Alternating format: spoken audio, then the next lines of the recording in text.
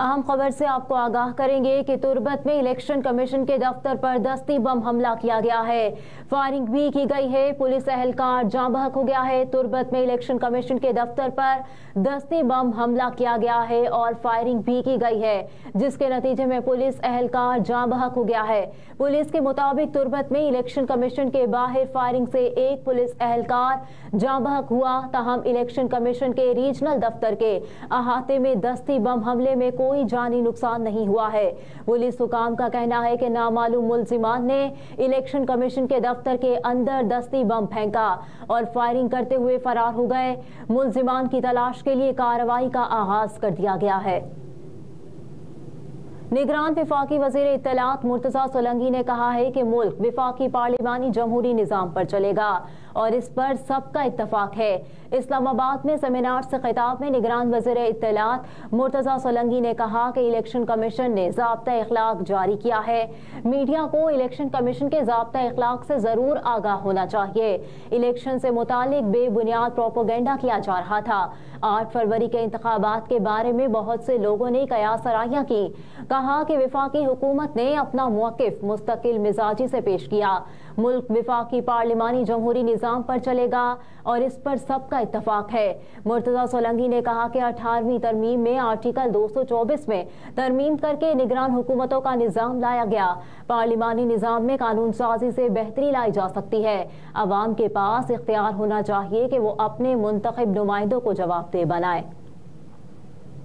Election मुहिम में सरकारी अफसरान की तस्वीर इस्तेमाल करने पर कार्रवाई का हुक्म। ज़राए के मुताबिक इलेक्शन कमीशन ने 4 सूबाई इलेक्शन कमिश्नर्स को मरासला भेजा है, जिसमें डिस्ट्रिक्ट मॉनिटरिंग अफसरान को सरकारी अफसरान की तस्वीर इस्तेमाल करने वाले उम्मीदवारों के खिलाफ कार्रवाई की हिदायत की गई है। मरासले में कहा गया है कि उम्मीदवार अपने पोस्टर, बैनर्स, हैंडबिल्स पर किसी सरकारी एहलकार या अफसर की तस्वीर नहीं लगा सकता। ECP मरासले के मुताबिक सरकारी एहलकार या अफसर की तस्वीर का इस्तेमाल ज़ाब्ता इखलाक के शेख 27 की खिलाफ वर्जी के जुमरे में आता है। नून लीग के सिवा किसी भी जमात ने कोई काम नहीं किया। अपने इंतखाबी हल्का NA 119 सिंहपुर में कारकुनों से खिताब करते हुए मरियम नवाज ने कहा कि आपकी बेटी मरियम नवाज आपकी खिदमत में सलाम पेश करती है। मैंने NA 119 में पहली बार कदम रखा है। मैं यहाँ इलेक्शन लड़ने की इजाज़त लेने आई थी। आपने फैसला सुना दिया। मजीद कहा कि 2018 में भी NA 119 का इंतखाब किया। उन्होंने मुझे नाअहल कर दिया। मुझे ऐसे नाअहल किया गया जैसे मैं किसी सरकारी ओहदे पर फाइज रही।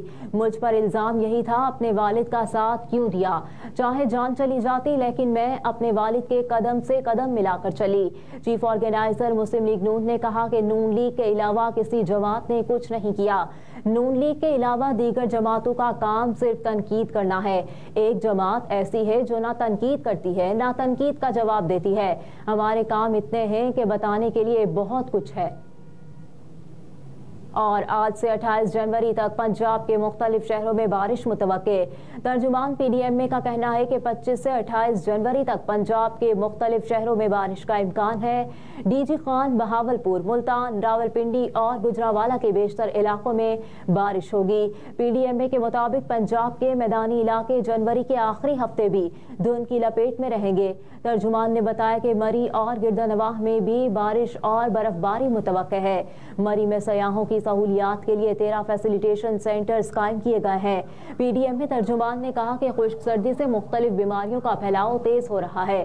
बारिशों का सिलसिला वबाई अमराज में कमी का बायस होगा। अहम खबरें आपने जानी। न्यूज़ स्टूडियो से फिल वक्त इतना ही। आप देखते रहिए SMTV ग्लोबल।